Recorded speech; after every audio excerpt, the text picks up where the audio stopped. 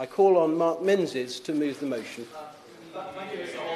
For your guidance at the start of what is a well-attended debate. Many honourable and right honourable members have been emailed by constituents asking them to come along and support Mark Menzies in this debate. If it's any consolation to members, I too were emailed by constituents asking me to go along and support Mark Menzies in his debate. So to those constituents, I can assure them that I am supporting Mark Menzies in his debate. Mr Hollowborn, shale gas is something that, throughout my time as Member of Parliament, I have lived with. I've seen a number of sites in my constituency be developed, sites be developed and then abandoned, and I could talk about this for quite some time. And when I was elected in 2010, it did come as a surprise to me that the previous Labour government, back in 2008, had awarded a shale gas exploration licence for the area that covers my constituency and some of some of my neighbours. And it wasn't something at the time that was terribly well known about. The level of awareness was quite low. In fact, the company themselves didn't even have a website. So to try and find out what was going on took some bit of doing. But since its introduction in the UK, shale gas extraction has become a contentious issue. Individuals on both sides have offered impassioned arguments for their case, and it's something that I've witnessed throughout my tenure as a Member of Parliament. But today, Mr Hollowborn, I want to focus largely on the proposed planning changes that are currently out or have been out for consultation. And I will give way. Yeah. I thank him for giving way. Just a very quick intervention.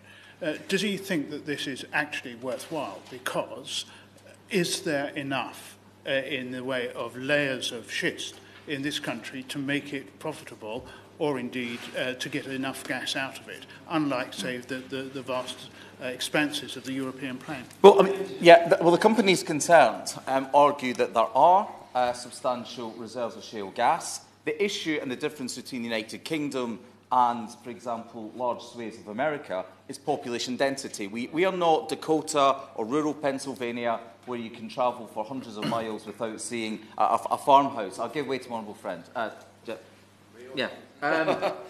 Alex. Thank you very much. Yeah. Most grateful to my honourable friend. Actually, my honourable friend strikes an important point there, because it's not just about the population density, it's about unique areas. In my constituency, the villages of Allerton, Bywell and Great Preston have many unmapped mine shafts, and there's a real concern with the exploratory license being granted that, looking at the situations happening in Lancashire with seismic movements, whether in these areas where you've got unmapped mine shafts, would those seismic movements cause collapses, cause sinkholes at the top, and therefore deciding this at the local level is more important in these sort of planning applications. Yeah, that's great. Thank you, Mr Hollowborn. I think Mr Shelbrooke's point was well made.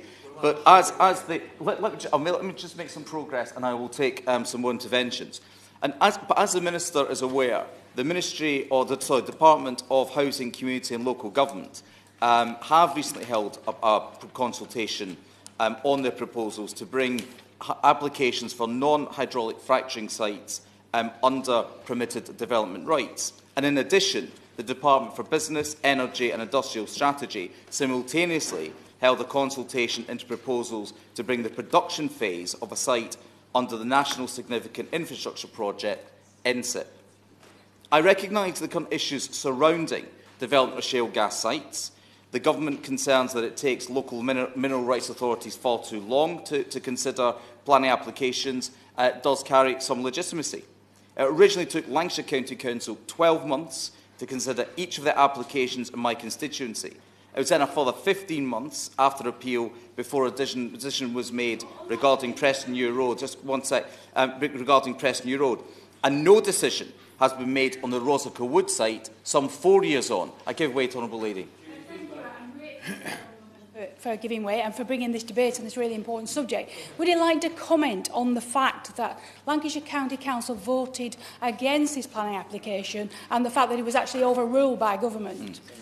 Yeah, and I'll touch on this a little bit more. The situation in Lancashire, particularly with Preston New Road, was slightly more nuanced than that. And the officers recommended approval, councillors voted against. But the issue we're having here is that we're kidding ourselves if we think these decisions are currently taken locally. Overwhelmingly, they are not. They end up being called in. By the planning inspector. It runs to sometimes more than one planning inquiry for some of these sites that run on at enormous expense, are incredibly complicated, and then the decision is taken out of local people's hands. So the situation at the moment is fully flawed. I'll give way to the honourable gentleman. Yeah. I thank my honourable friend for giving way and thank him for securing this debate. That's the very heart of it, and we have heard evidence at the Housing Committee's Local Government Select Committee about the arguments about addressing this and picking it up as a piece of national infrastructure, and it should be treated the same. But aren't we denuding our local democracy in this very process in a way that we try and respect our democracy here? It is so important, particularly in this current climate, that people locally are heard. Yeah, I mean, the gentleman's absolutely right in the point that he has made. So yes, I will. For giving way, he's being very generous. Is he aware of the recent comments of the Parliamentary Under-Secretary of State for Civil Society, the Honourable Member for Chatham and Aylesford, when she said, we need people power more than ever? And she then added, talking about the government's civil society strategy, we will put communities at the centre of decision-making. If the government are being consistent, shouldn't local communities have more say in fracking matters and not have their voice taken away? No. Again, my honourable friend from East Yorkshire makes a very, very valid point. If I can just sort of make some progress, and I will honestly try and be generous with interventions. It simply cannot be the case, Mr. Hollowbone, that decisions taken on this that are taking so long are simply now being sped up by the government introducing applications under permitted development rights. What we are talking about here, when we are talking about exploration sites, it can sound a little bit innocent. The scale of what an exploration site looks like is really quite something to behold. Yes, I will. Yeah. He referenced earlier in his comments rural Pennsylvania. I went out to rural Pennsylvania in 2015 to look at this particular issue. I came back with a distinct impression this can be done in a way that's sensitive to the countryside, but needs careful planning, and North Yorkshire County Council developed that plan.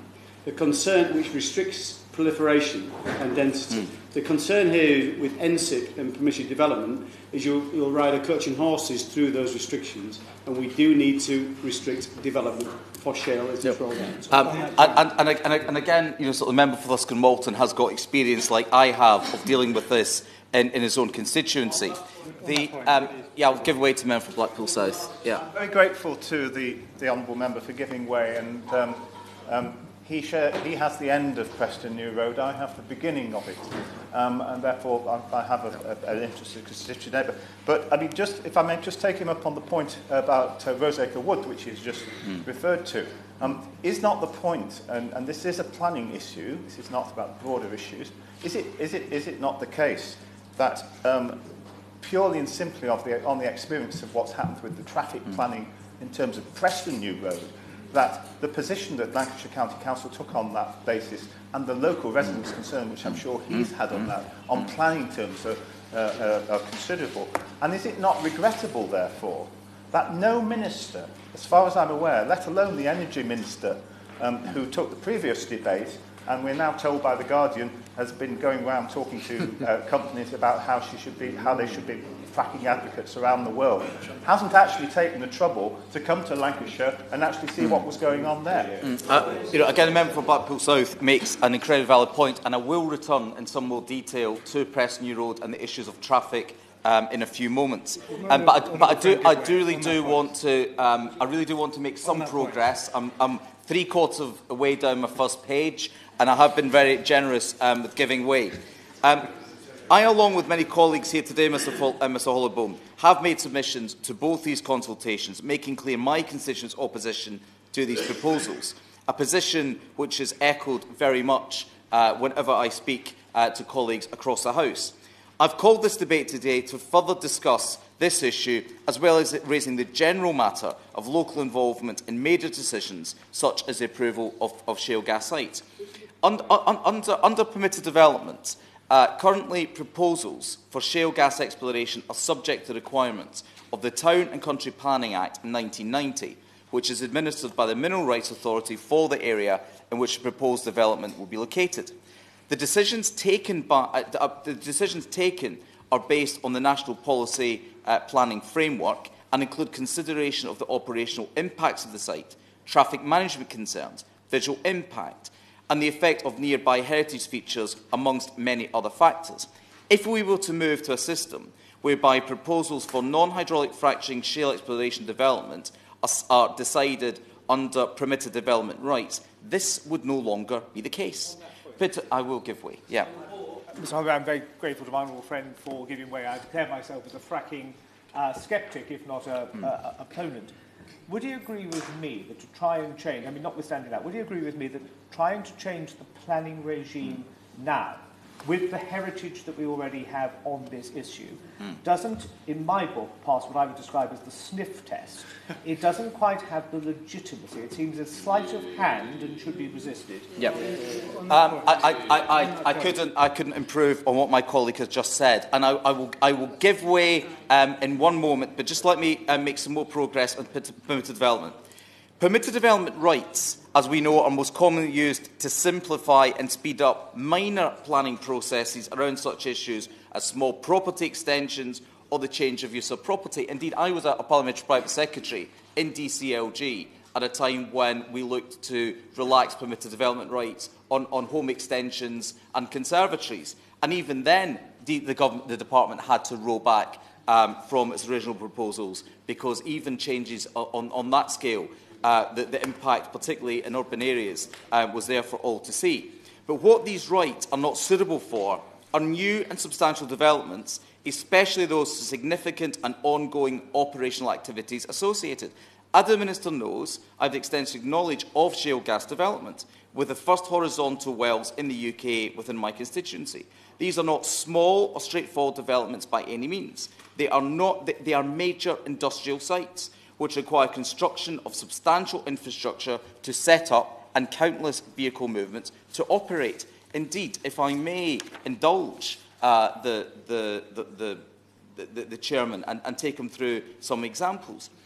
Under the permitted development, under the site, taking Preston New Road as an example, we have got thousands of tonnes of hardcore piled on top of double-layered polyurethane membranes, big trenches dug around what is up to a 2-hectare site, 30-metre drilling rig, 2-metre high perimeter fence, 4.8-metre high bunding and fencing, several cabins of 3 metres in height, acoustic screening of 5 metres in height, lighting rig of 9 metres in height, 2.9 high-power generator, 2 water tanks of 3 metres in height, 10-metre high emergency vent, an access road off a busy main road, and I could go on. Now, who on earth thinks that is equivalent to building a little extension on the side of your bungalow? It isn't. I'll give way to the... Thank you.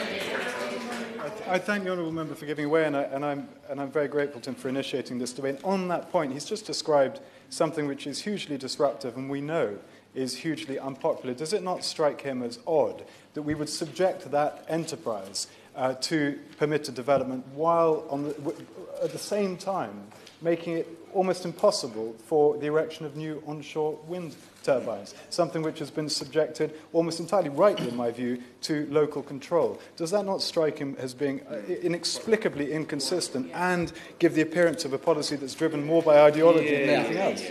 The inconsistencies in this are there for all to see, and I really would appeal for government to start approaching this in a sensible and consistent manner, whether we're talking about onshore wind or the shale gas sites that we're talking about today.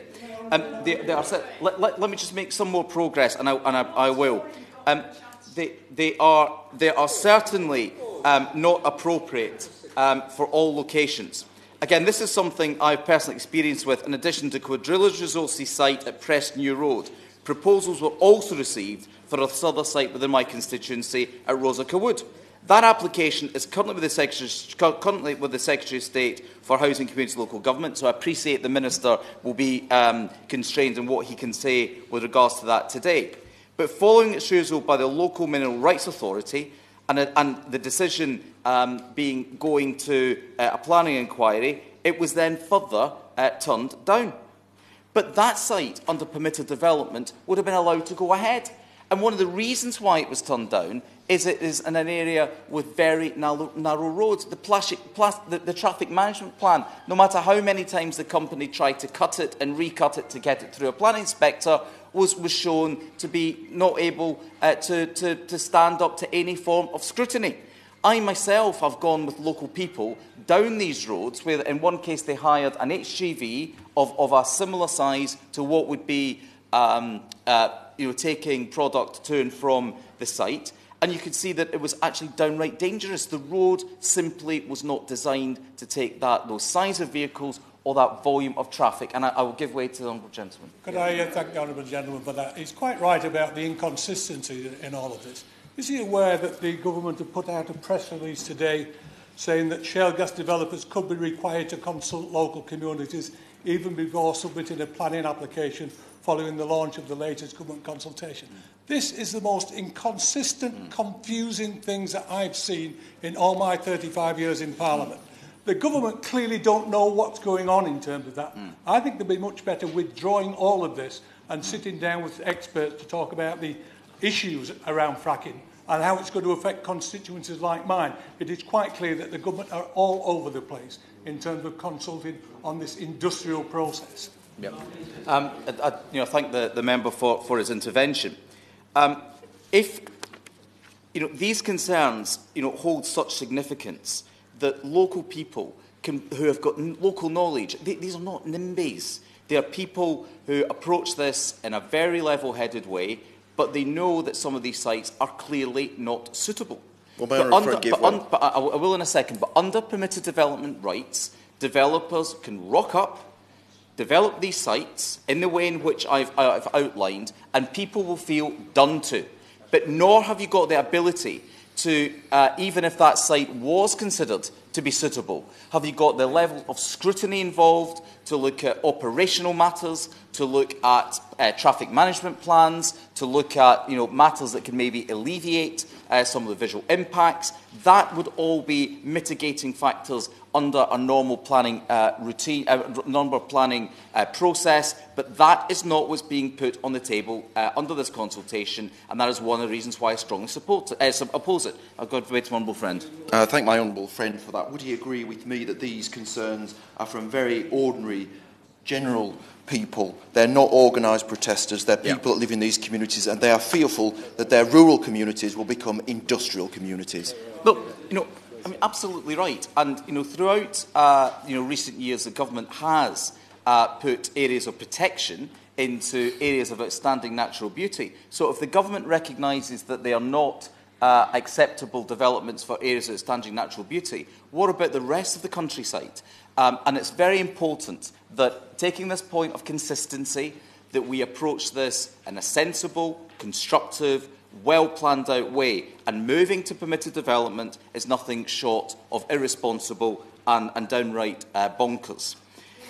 We cannot... Yes, I will. Yes. I'm grateful to the honourable member giving way, but when local authorities have developed policy based on their analysis of the impact that fracking will have, surely their voice counts, and particularly when it's backed up by the voices of local people overwhelmingly saying that this will be a disaster for the local community.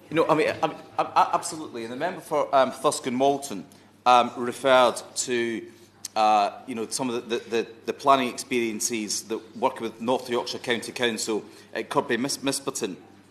And I will try and sort of get on to that now. The second consultation, which was out there, was the changes to, or bringing shale gas production sites into the NSIP regime. And I can see some of the advantages and some of the benefits of that. For me, one of the really important aspects is to get consistency in decisions taken across the country. So, for example, in Kirkby Misperton, they put in what was, I think, an incredibly a very sensible addition. It was where they added in, I think it was 400 metres or half a mile between the shale gas exploration site and residential properties. There were no such conditions placed on either of the sites at Preston New Road or indeed for the application at Rossiter Wood. And when you have planning inspectors, and they are different planning inspectors all the time, taking these rulings and these decisions and then going up to the Secretary of State, time after time you're seeing inconsistencies in decision. And so what I would actually ask the Minister to do is to see how the planning process for this, so let's take permitted development off the table. I mean, it's an absolutely cracker's idea. But let's look to see how we can move to a regime where we have got consistencies in place, that we are avoiding some of the decisions that are going against local communities, that ignore traffic issues, that ignore population density, that ignore the proximity of residential houses, and that we come up with what is a workable framework. For example, there are no rules and there is no...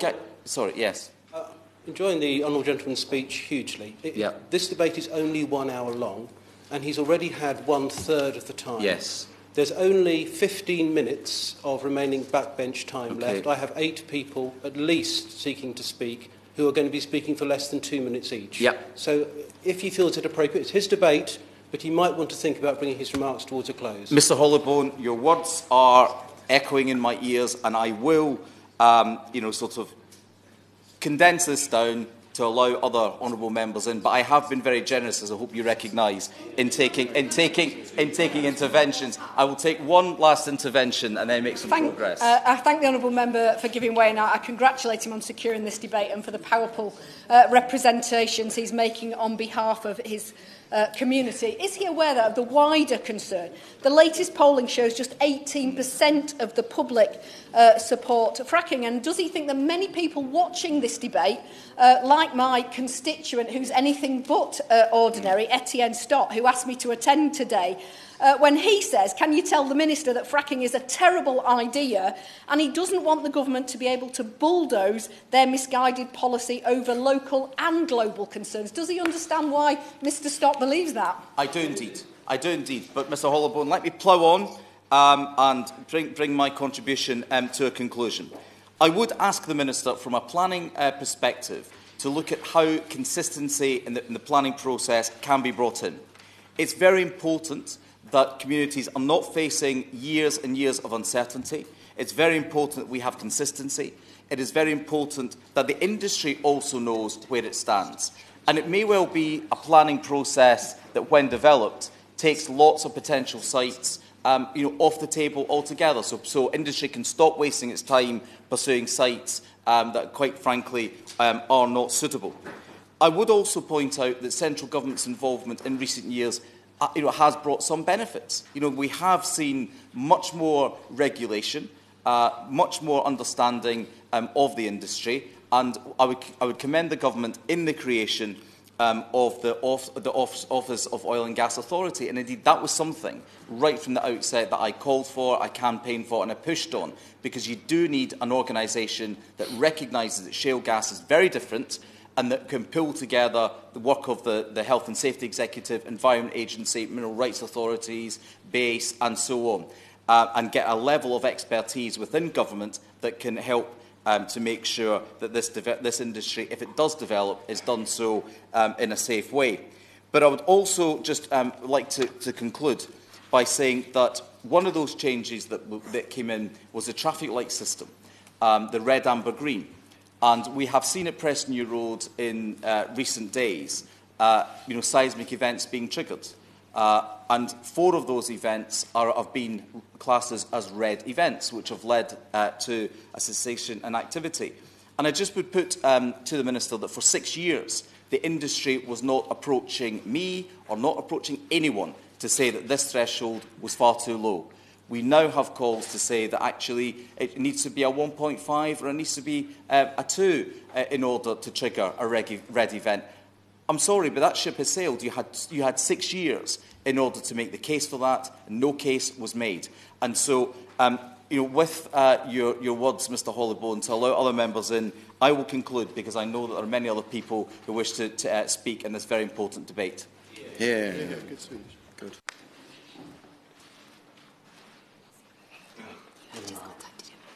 The question is that this House has considered local involvement in shale gas development. The debate can last until 5:30. I'm obliged to call the first of the front bench spokespeople at 5:07 for a 5-minute contribution, then a 5-minute contribution from Her Majesty's opposition, 10 minutes from the Minister, and then Mr Menzies will have 3 minutes at the end to sum up the debate. 8 members are seeking to contribute. We've got 10 minutes left, so it's basically 1 minute 30 each. Karen Lee.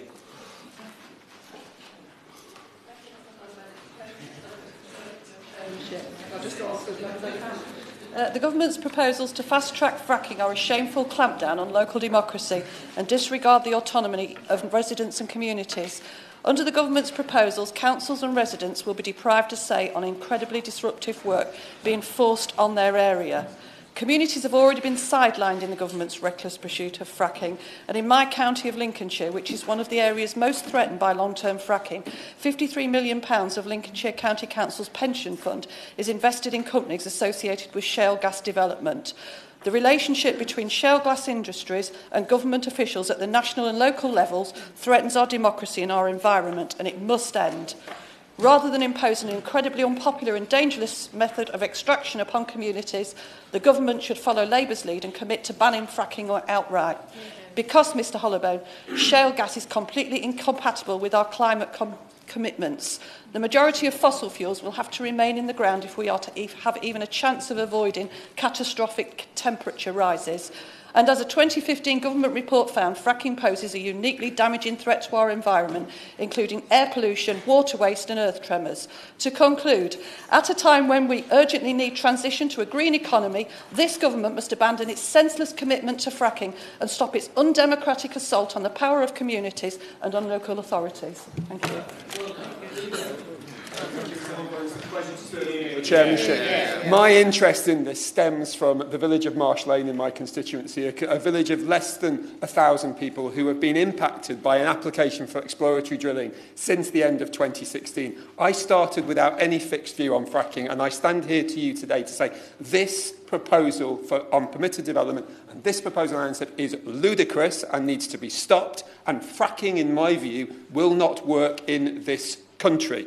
I am simply not clear in all of the consultation that has run over this summer what we are trying to achieve here, what the problem is, and how we will do it. And as chair of the All-Party Parliamentary Group on the impact of shale gas, we have heard from a significant number of people which say it will be technically extremely difficult, if not impossible, to confuse the planning process in the way that is being proposed by the government. I would urge them, like the honourable friend in this regard from Rother Valley, to withdraw it immediately. And I am also completely unclear as to what we are seeking to achieve as a country through fracking in general. I have not seen any serious objective from the government beyond energy security, jobs and growth, and ultimately whether there is any price reductions, none of which are made clear by the government, and none of which can be achieved unless fracking is done at a scale which requires thousands of well pads across places like mine, a well pad in every single village like mine, and people will not stand for it. This needs to be stopped.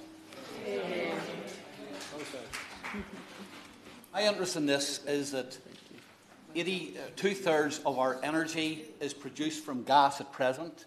85% of households across the United Kingdom depend upon gas for their heating, 65% for cooking their meals. Millions of jobs depend upon having gas as an energy source, and we are increasingly becoming dependent upon imports. By the year 2030, 72% of our gas will have to be imported from places where either we cannot guarantee supply or by routes where the gas could be supplied or directed to other sources. And therefore, it seems strange to me that with 50 years' supply of gas already proved to be lying underneath the land of our country, that we do not look for ways of ensuring that we have that energy supply available to us. I don't have time to give away. And for that reason, I believe that the government's proposals are modest. That, first of all, for exploratory wells, there should be permitted developments. If there's full exploitation, it has to go through the full planning process. And of course, there are already other regulatory agencies which will oversee even the exploratory well process. On that basis, and on behalf of the millions of consumers across the United Kingdom who rely on gas, I trust that the government's proposals, sensible proposals, will be adopted. For securing this debate. So from my point of view, let me be clear, 2 points. I am intensely sceptical about whether fracking is sensible at all, but I'm very clear that the expansion of permitted development to circumvent the normal planning process is disproportionate in my view and potentially counterproductive. So on the issue of the environment, the starting point has got to be that we should be seeking to keep fossil fuels in the ground, in my view. We have obligations under the Climate Change Act of 2008. The only argument that I've heard which gives some potential justification is the potential for this to be a bridging fuel so that we can phase out dirty coal as quickly as possible. The problem is, however, it seems that the science is as yet unproven, and I'll be listening very carefully to what the Minister has to say about whether that is in fact a credible argument. But the second and more, perhaps even more important point is the principle must be that we should only depart from the ordinary standards of consultation with local communities in exceptional circumstances. And it does seem to me that that hurdle is not met here. The point has already been made about the inconsistency that exists. I know, as somebody who has sat on a planning committee for a very long time, that the most serious applications ordinarily go through the local scrutiny procedure. There's no reason not to do so in these circumstances. I suggest that it's dangerous and could be highly counterproductive. Jared and Laura. Thank you, Mr. Hollow.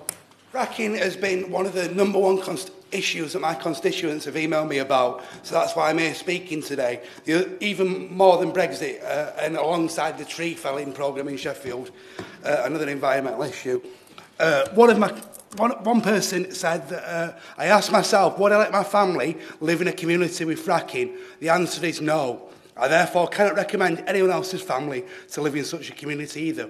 That wasn't one of my constituents, though. That was Dr. Howard Zucker, the Commissioner of Health for New York State.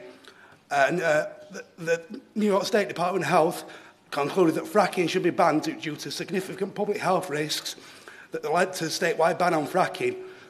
Some of the dangers that come with fracking health risks include, as we've seen earlier this week, the 1.1 magnitude tremor at the Little Plumpton site in Lancashire. In Oklahoma, a rise from 2 earthquakes a year to an average of 2 a day. One recent study has shown that in Pennsylvania, hospital admissions for cardiology and neurology are higher in counties with more fracking. In a letter to the British Medical Journal earlier this year, signed by Professor Hugh Montgomery, Dr. Claire Gerarda, Dr. Sheila Adams and several other health professionals call for fracking to be halted due to a risk to the health. Numerous studies have highlighted significant risks. For example, a study in December 2014 found that fracking operations use and create chemicals linked to birth defects. It's a standing, so the limit is now 1 minute. Justin Right, Matters. OK. On that note, I'll sum up. Those are just some reasons why my constituents... Order.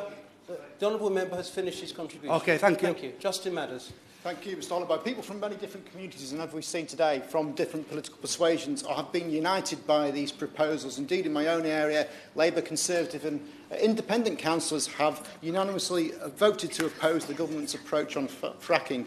We've got an application in my area from iGas which has been rejected by the council, which is going to review and an appeal. But at least in that case, there was a local process. Local people had a say. In future, the government seemed to decide that local people will have no voice at all. Isn't there a real concern about the level of seismic events in Blackpool from just one well? That's just one well. Imagine how many events we'd have if there were hundreds coming through, which local people would have no say about. Isn't that a real local concern that local people should have an opportunity to have those concerns dealt with in a legitimate, open and transparent process? If we are truly going to take back control, that should mean a genuine democratic procedure, not a stitch-up that benefits private interests. Tim Farron. Classifying fracking rigs under the banner of permitted development is a subversion of the planning process and therefore a subversion of local democracy. Permitted development was created for conservatories, small extensions and outhouses, none of which, to the best of my knowledge, have ever created an earth tremor, and yet we see the fracking rigs potentially being given rights under permitted development, which is a cynical disgrace. But the subversion of the planning process works both ways. For example, the proposed gas turbines at Old Hutton in my constituency are just a few hundred yards away from the local primary school for a development that is a fraction, just a fraction, below the scale needed for national consideration. Developers very often, as you know, do this in order to put pressure on a local planner, local authority, local communities who might fear saying no because they can't afford the appeal costs. When we're trying to tackle climate change at the cusp of catastrophic climate change, we need to be making sure all fossil fuels remain in the ground and back local authorities as they oppose the Old Hutton gas turbines and oppose fracking. Thank you, Mr Hollowbone. It was the test drilling in my constituency that first alerted to me the concerns of my constituents. Test drilling from what was going on in my neighbour's constituency, the honourable member sitting next to me from West Lancashire, on the town of Formby in my constituency. And many of them have written to me about their concerns about what goes on in the local environment and on their homes as well. And they feel they should have a voice, they should be involved in the decision making. Sefton Council unanimously opposes this. There will be no fracking approved by the council, but the government has overruled. This is simply not acceptable. We need alternatives to fracking. The science is there, the climate change effects are there, and to those members on the government benches, they have to oppose their own government where it's made cuts in renewable energy. There must be an alternative to fracking. It's got to be renewable and hydrogen. That's the way forward, not to support fracking. Thank you. The HCLG Select Committee produced a report on the 2nd of July where we opposed both the permitted development approach and also the NSIP regime, both because we believed it would create more contention with local communities and give them less say. We opposed the NSIP regime because we had no evidence at all that it would expedite the process and also that it would destroy relationships between the fracking applications and local plans, such as North Yorkshire, where they've put detailed guidance about fracking into their local plan. It would be completely redundant. Can I just say, look at the two issues together to the Minister. Isn't there something fundamentally contradictory about an approach which says that one stage of the planning process, fracking is so insignificant that permitted development should be allowed, but at the next stage, it's so important that it should be treated as a national infrastructure project? Surely the two aren't compatible in the same sentence. So in the end, please listen to members of Parliament and allow councils to listen to their communities. Thank you, Mr Hollowbone. As a Member of Parliament representing a coalfield constituency in Lancashire, fracking is unfortunately a particular and common concern to residents. 6 licences locally have been imposed on the people of Lee who have serious and legitimate concerns about the impact on their environment. And despite the sentiments we often hear from this government, we do have reasons to be concerned.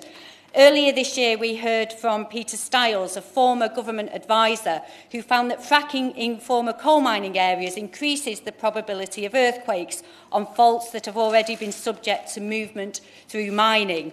I hope that in his reply, the Minister will be able to detail what steps he is taking to protect our community, given this vulnerability, and accept the real anxiety this has caused to our region, which has been left feeling singled out by government fracking regime.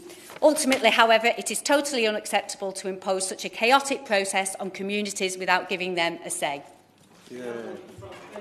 Starting with the SNP, John McNally. Thank you, Mr Hollowbone. As always, it's a pleasure to serve under you as Chair for today's debate on local involvement in shale gas development. I have to declare an interest and a non-financial interest in that I'm involved with local groups within my own area. I congratulate the mention for Fylde on securing this very timely, topical and extremely controversial debate today. As always, he treats everything with a great sense of humour and great knowledge. He addressed the problems, everybody brought them up, and I think most of the members here agree that there is an absolutely huge problem here, and recognise the confusion surrounding these developments. And I particularly like the point on local accidental activists becoming involved and becoming the voice for their own communities. That is an extremely essential point that we should all be listening to. Chair, I would, if you please, just bear with me for a moment or two. You don't like I don't need to tell anyone in Scotland that we have some of the world's greatest renewable resources. In fact, it's estimated that Scotland has 1/4 of the entire offshore wind energy potential of the whole of Europe. Same for tidal energy. Incredible figures, Chair. Therefore, these elements, when harnessed, can indeed be seen as a blessing. Chair, with these thoughts in mind, this gives members here an understanding of why in Scotland there is an overwhelming support for renewables and why 99% of respondents to the Scottish Government's consultation were diametrically opposed to fracking. Chair, that consultation received over 60,000 responses in just 4 months. On that point, let me tell you that in my own Falkirk constituency and my neighbouring Linlithgow and East Falkirk constituency, there has been a long-standing and vigorous opposition to fracking. Myself... Honourable friend give way. Yes, I will. I'm grateful for my honourable friend giving way and for mentioning both our constituencies, which have a very long history with the shale industry going back to the 1850s, with many communities built upon the areas where the deposits are, and there's clearly no support for fracking in our areas. Would it not be advisable for the UK Government to follow the lead of the Scottish Government and place a moratorium and stop all fracking from taking place? Thank you. Absolutely. I totally agree with my honourable friend. Him and I have attended various meetings and screenings about experiences from communities across the world and the consequences of fracking. In February this year, the Dutch Government announced the end of gas exploration in the Netherlands. Companies have been given 4 years to end the extraction process.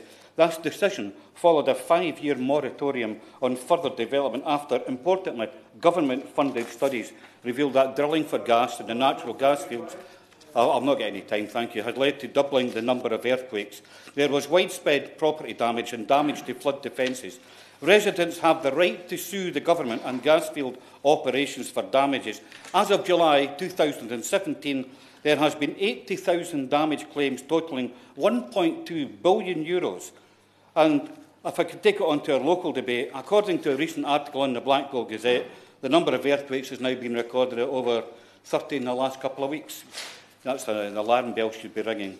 Operations should be ceased, according to the local county council's Labour group, saying self-regulation isn't working. I absolutely, totally agree with that. Natasha Engel, the government's shale gas commissioner, has said our laws are stricter than anywhere else in the world. I would advise Natasha to speak with the Dutch Government Economics Minister, Eric Wiebes, who has said that shale gas is not an option anymore. It is over. It is done with. Chair, no law can be stricter than an outright ban. Chair, like of the many events I attended in London and elsewhere before becoming an MP, there is, without doubt, one film in particular that everybody should watch, and that film is called The Bentley Effect.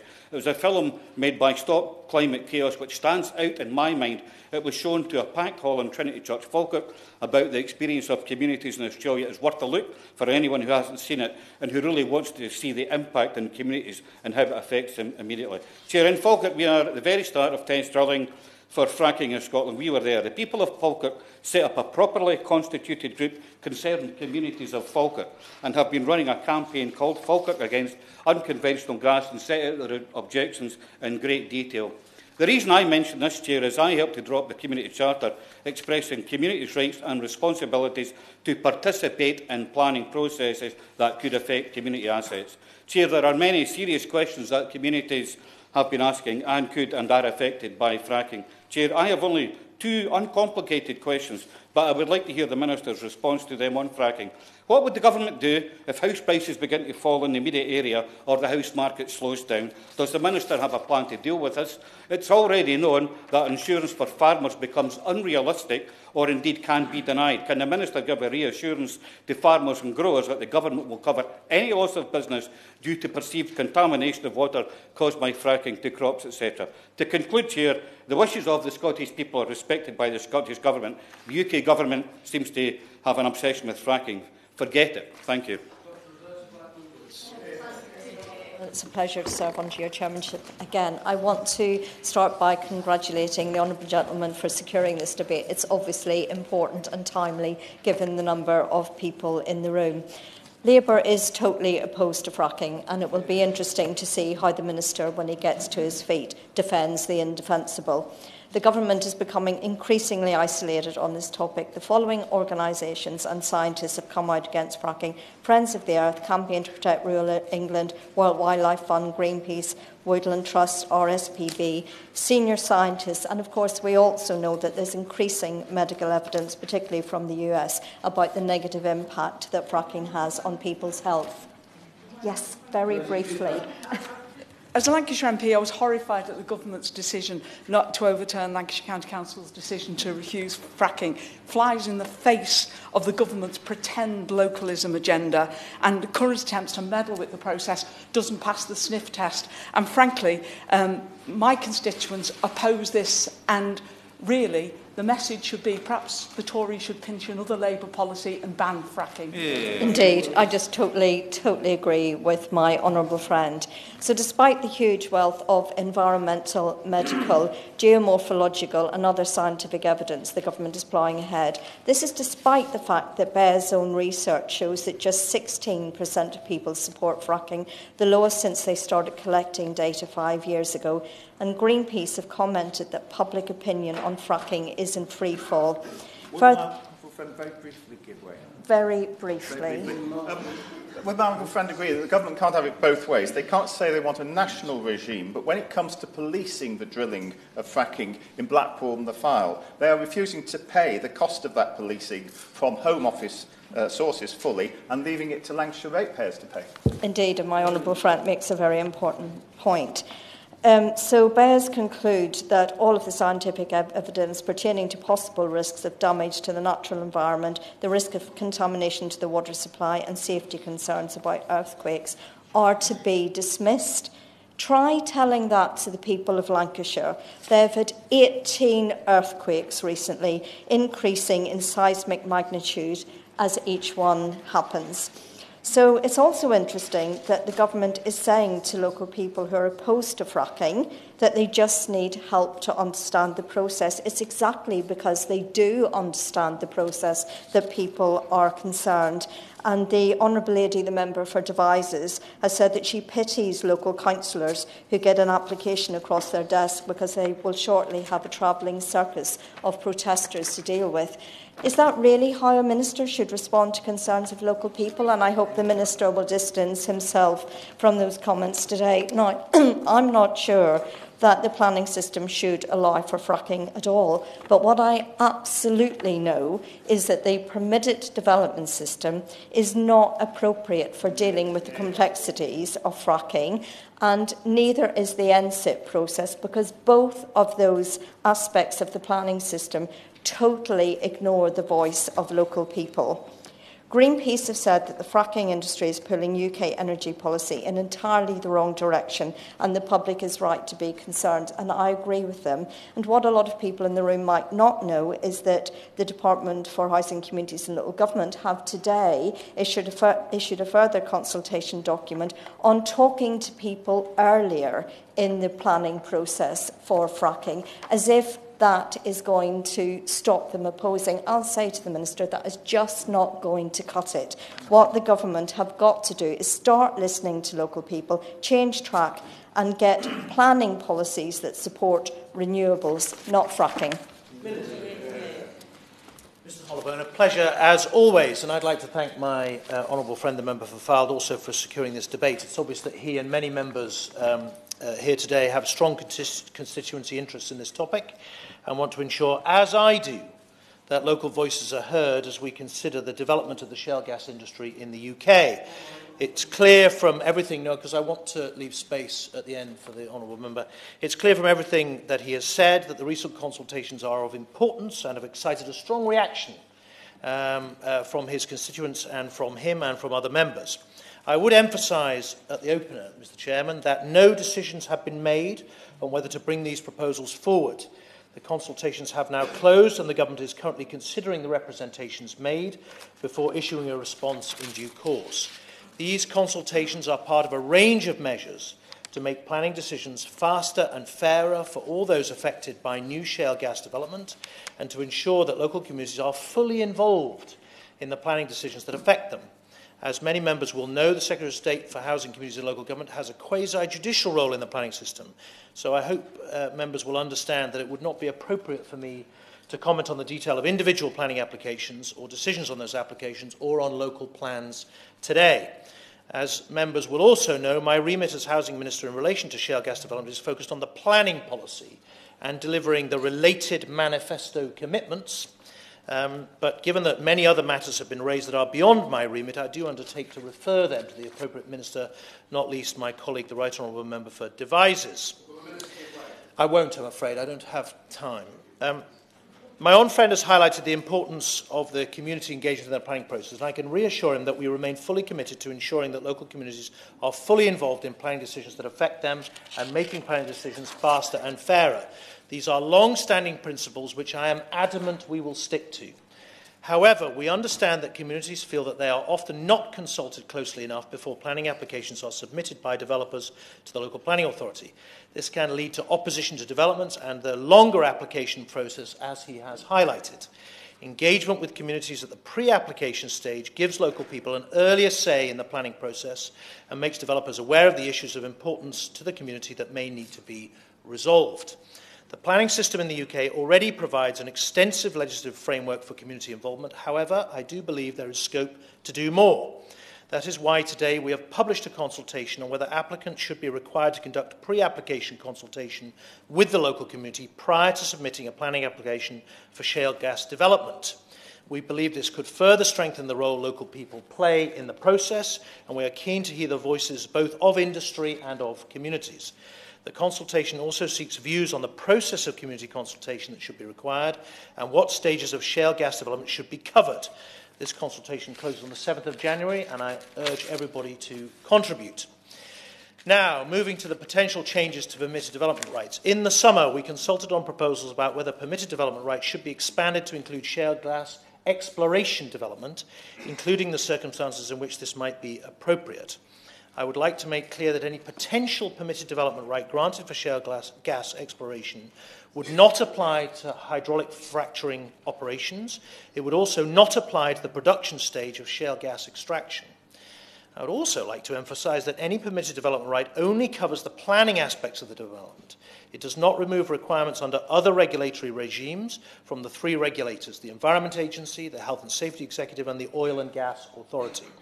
It's important to note that all permitted development rights contain specific exemptions, conditions and restrictions to control and mitigate the impact of any development and to protect local amenity.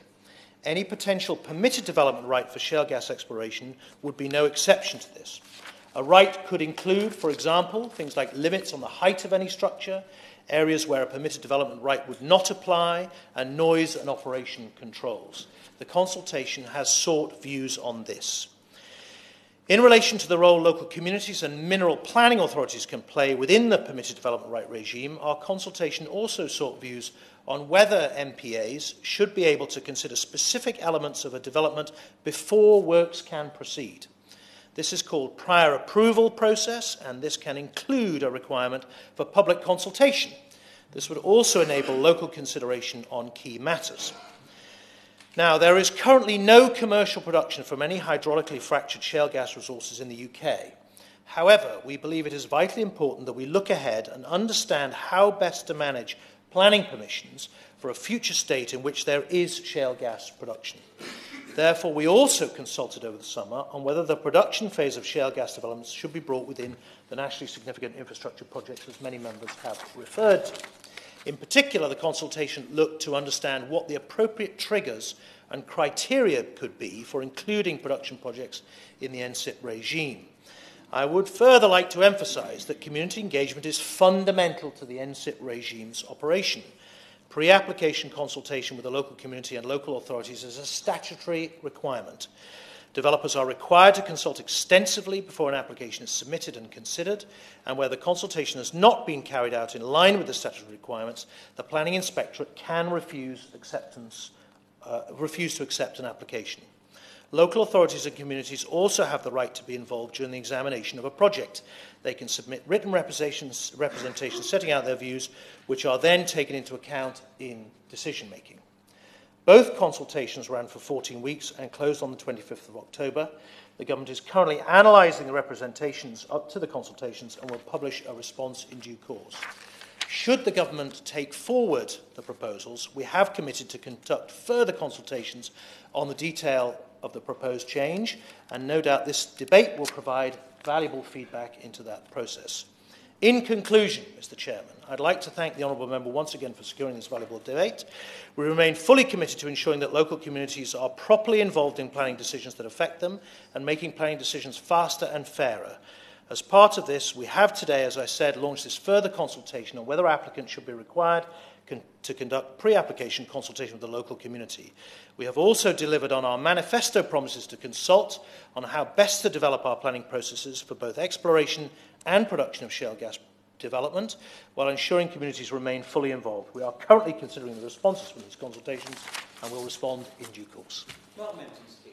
Thank you, Mr Holloway. And I'd like to thank both the Minister and the opposition frontbench spokesman for the way in which they've approached this debate. The most important thing for me is making sure that local people's voices are heard. It's also really important that we have a planning system that works. And at the moment, there's a concern that local voices may not be heard. Yeah, I'll give way to the Honourable Lady. Yeah. Thank you. Is the honourable member confident that more consultation will actually produce anything other than as it's happened in Lancashire, where the consultation took place? The local people and local communities, local elected representatives were ignored when the Minister overturned the decision. Yeah. Well, let's not prejudge the outcome of the consultation. Let's hope that the Minister and Government have listened to the concerns expressed by members on all sides of the House, and let us see what comes out. I won't give way, if the Honourable Lady, I won't give way at the moment. I'm just very, very conscious, actually, that Mr Holloway, I did give away a lot of interventions earlier on in the main debate, and I just want to draw this section to a close. It's very important for me, though, that we have a shale gas planning system that is functional, that works, that people know where they stand, and that isn't full of inconsistencies, the kind of which we're currently seeing. Also, I don't believe that application after application after application being determined by a planning inspectorate is the route forward. So the planning system at the moment is far from perfect. It is, in some cases, causing extreme distress to local communities where, such as in the case of Roscoe Wood, a decision is still hanging over them over 4 years later. I want a planning system that takes into account some of the wider issues, such as traffic management plans, that takes into account proliferation, so you have not got well pads popping up in a high-dense fashion across areas. I want a planning system that recognises, as they have done in Kirkby Misperton, that there has to be a set limit from residential properties. And that way we will put such restrictions on the industry that there will be swathes of the country that may well contain shale gas, but it is not appropriate to develop it.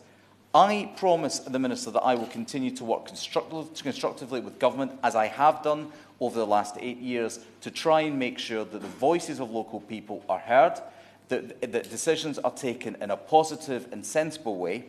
And in that light, I really would say to the Minister that moving to permitted development on this, it just sits so uncomfortably, it jars with everything that I believe in, that I hope the Government believes in. I will give way, and I'll also then give way briefly to the lady if you're very, very quick. I thank my honourable friend for giving way. Surely permitted development should be rejected if we are to respect local knowledge, local democracy and the Government's own devolution agenda. Indeed. Honourable Lady. Yeah. The honourable gentleman giving way. I just wondered if he shared my concern that the Energy Minister recently admitted she hadn't yet visited a fracking site. The people I represent in Barnsley want to have their voices heard. They don't want fracking and they want the Government to listen to them. Well, it's a good, and again, I'm conscious of time, so I'll let those comments stand. Mr Holloway, I would like to just to finish by asking the Government to listen to the views of local people, accept that the planning system at the moment is dysfunctional when it comes to shale gas applications.